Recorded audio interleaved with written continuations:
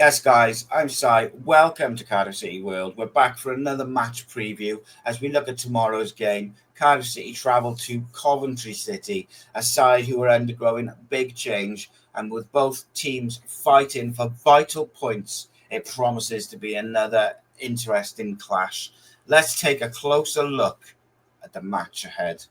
Coventry City have been a formidable side under long-term manager Mark Robins, but things are changing at the Coventry Building Society Stadium Arena.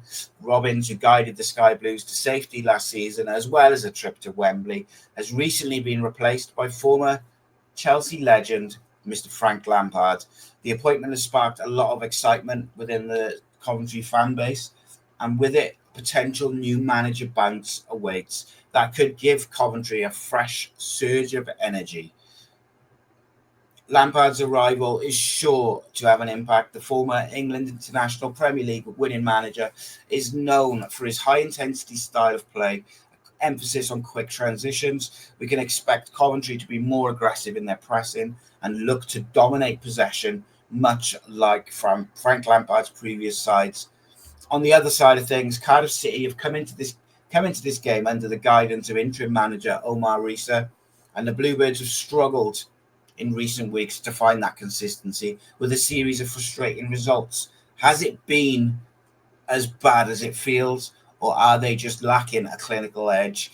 And too often we have seemed a bit disjointed with Omar Rhys trying to find the right balance between attack and defence. Under Frank Lampard, I do think Coventry will.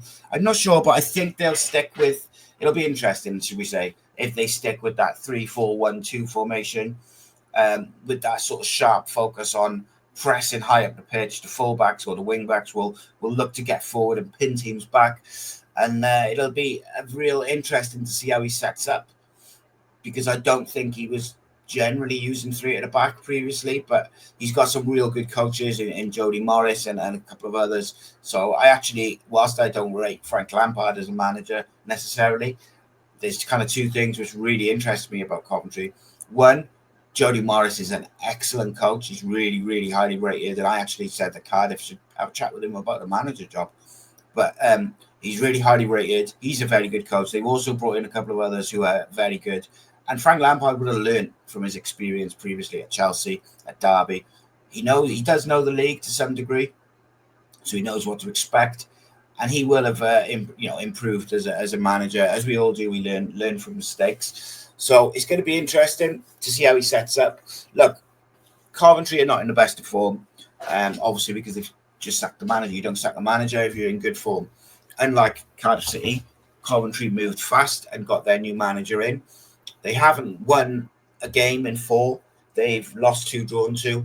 Same as Cardiff, except Cardiff have lost 3 and drawn 1. In terms of the team news, leading the Coventry's goal scoring charts with 7 goals from his championship 15 games so far, Haji Wright is the big threat. Unfortunately, for them, he's out of action due to a leg injury. The marvellous American expected to be back sometime in December, which doesn't affect this game. The likes of Brandon Thomas-Asante, Norman Bassett will not have long to prove their worth to Lampard before his return. So Bassett has been the one who's been playing up front generally. Again, it kind of depends on how Frank Lampard's going to set up. Coventry won't be able to call on the talents of goalkeeper Ben Wilson, which means either most likely Bradley Collins will be in goals. I think that's probably, but he was not great against Burnley last week. So maybe they look to make a change there. Could also be an area that Cardiff could target early on. You know, when keepers are in bad forms, you look at Halworth earlier in the season. They are ropey, and you can exploit that by testing them early. It's when they're nervous. Cardiff injury-wise, attacking options have been restricted, of course, with the form of Kanga and Mate. Atete is out. Isaac Davis is out. Aaron Ramsey is out. Doesn't look like they're back anytime soon. Omar Rhys confirmed that El Ghazi is set to be out for a few weeks with a groin strain. So it's difficult to see where or how Cardiff will set up. But let's start with the kind of Coventry lineup, and we'll go from there. It's going to be real interesting, as I say, to see where Coventry do line up. I think because he won't have had much time to work with them, it's most likely they stick with the same system, so which will be that 3-5-1-1, 3-4-2-1 sort of thing. Basically, it'll be Collins in goal, who I think we can target. You'll have Binks on the left of the three, Thomas, Latibudier, easy for me to say, will be the three. Then you'll have De Silva on the left-hand side as a wing back, Van Ewijk as the other wing back. You then have a kind of combination in midfield of Eccles, Sheaf, and Sakamoto, who's a decent combination, with Torp playing off Bassett, with the midfield three getting up into the spaces to support Torp. They try to exploit the wide areas with De Silva and Van Ewijk real high, and then Sakamoto, Eccles, Torp will look to get in and around Bassett, and they'll try and move the ball quickly. When in possession, they'll try and move the ball quickly with little interchanges, look for the pockets of space, and then get in behind the fullbacks to get the ball into the area, pull it back to the edge of the box or the penalty spot for the striker or one of the arriving midfielders. Out of possession, they will kind of sit back into a 5-3, maybe a 5-4-1 even. At home, probably more likely when they lose possession, it'll be like a 3, a 4, and then a 2 and a 1, I think. But again, Frank Lampard could revert to 4-2-3-1. But I think due to the time he's had to work with them, they might stick with the same system. The players are very familiar with it. They've played it for the last few years, and it's served them very well. It's also a really flexible system. I actually really like the kind of 3-4-3 system because it's so flexible. You can drop into a 4, you can drop in as a 5 defensively. You can make yourself very compact. You can force teams out wide if you want to, but then going forward, you can switch into a 2 and a 2-3-5 very, very quickly. And I've been saying for a while, I think it's a system that a good manager could get the best out of Cardiff City, but that's another story for another day. In terms of the man to watch, I really like Sakamoto, and I quite like Torp as well, but I actually think an area where they may target, and I think an area which might cause Cardiff City some issues, is down our right, their left. And I think Jay De Silva could be the guy. Like, he could be the guy which could get in behind. Perry NG's been a bit hit and miss this year, particularly in defence. Like, on the ball, he's been decent, but defensively, he has made errors. He switched off a few times.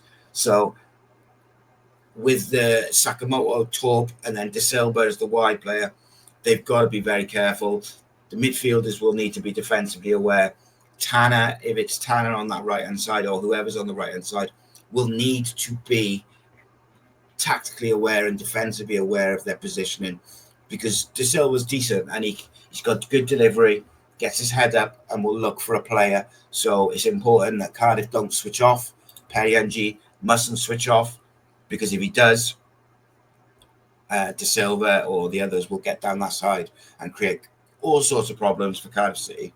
Hopefully, our preview won't be right again, because unfortunately, all too often we are kind of proved right, and the players that we, or the areas that we pick out that could be a problem, they just end up being a problem, you know. Right, in terms of the squad, so with these, for any newcomers, I will remind you, this is a predicted 11. It's what I think Omar Rhys will pick, not what I would pick. People say we should change it and we should do what we would pick, but it's all subjective, that is, isn't it? So it's going to be 4-2-3-1. It's away from home. So I thought we made an error on Wednesday by playing Joe Rolls. I didn't think it was the game for him. I thought it was a game probably where you go with Turnbull and you go a bit more attacking and try and press high up the pitch and start fast. We didn't. We went with Rolls and we were a bit sluggish, a bit slow in possession. Not just down to Joe Rolls, but overall we were very slow moving the ball.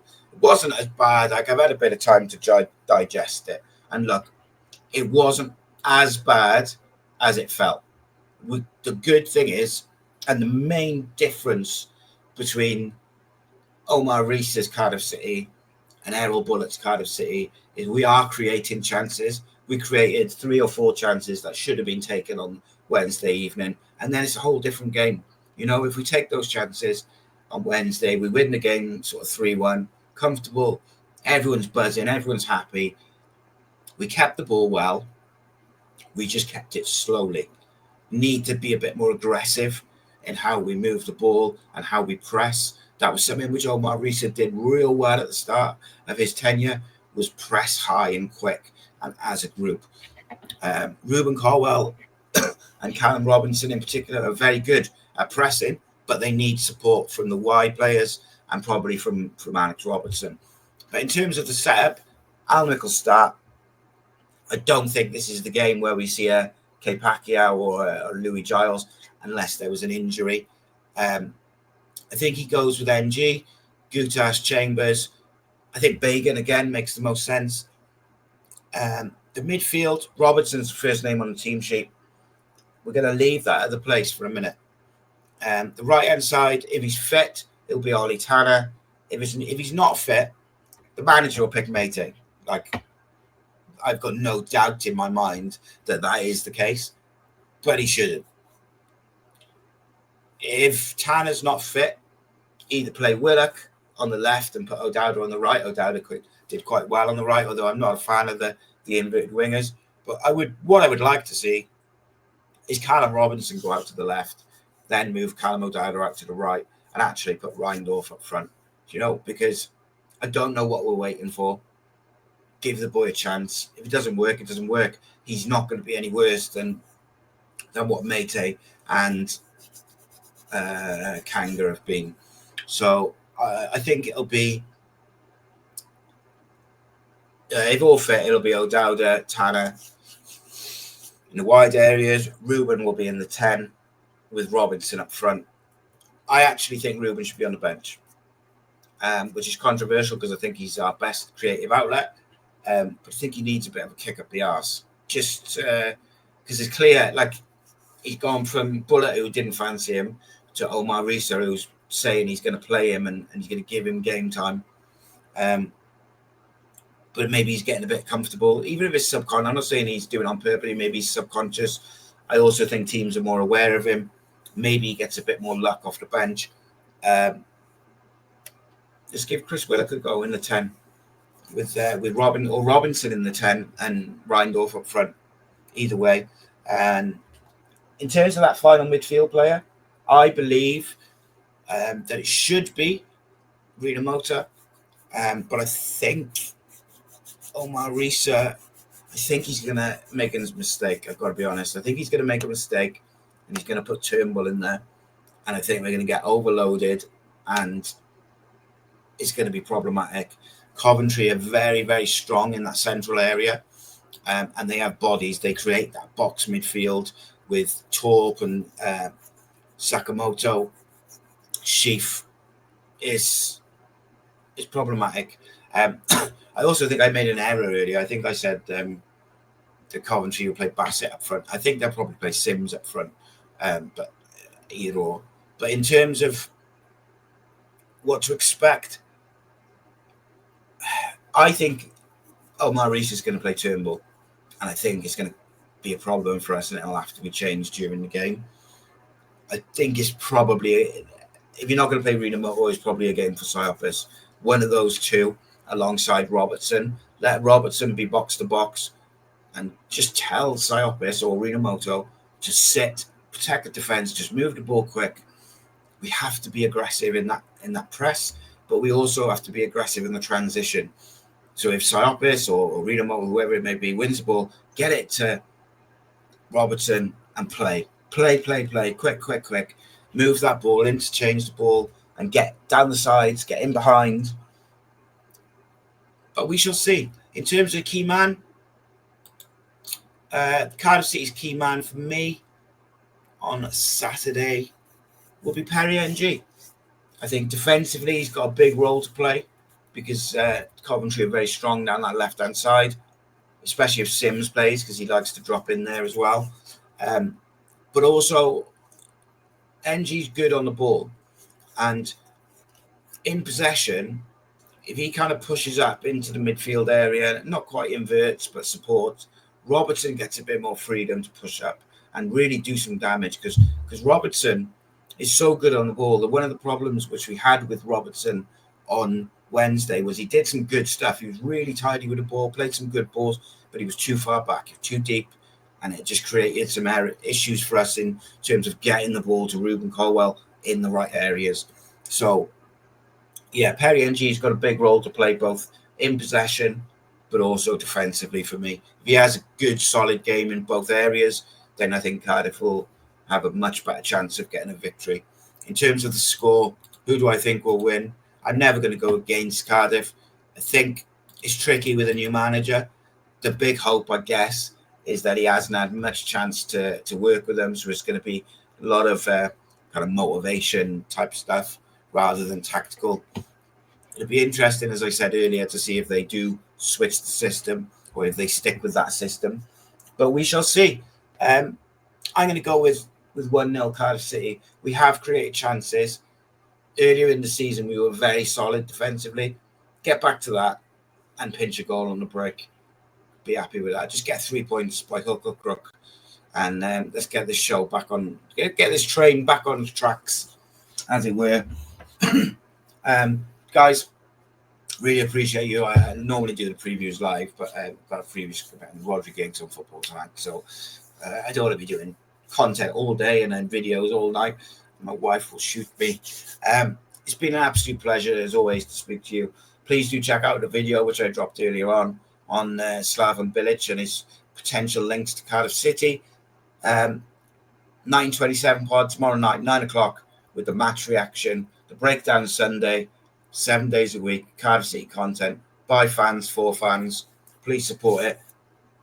Spread the word, tell your friends, all that good stuff. Tell your Cardiff City mates to check it out, whether they want to watch on YouTube or they want to download the podcast feed. Wherever you get your podcasts, all the stuff's on there except for the vlogs. So, yeah, in a bit.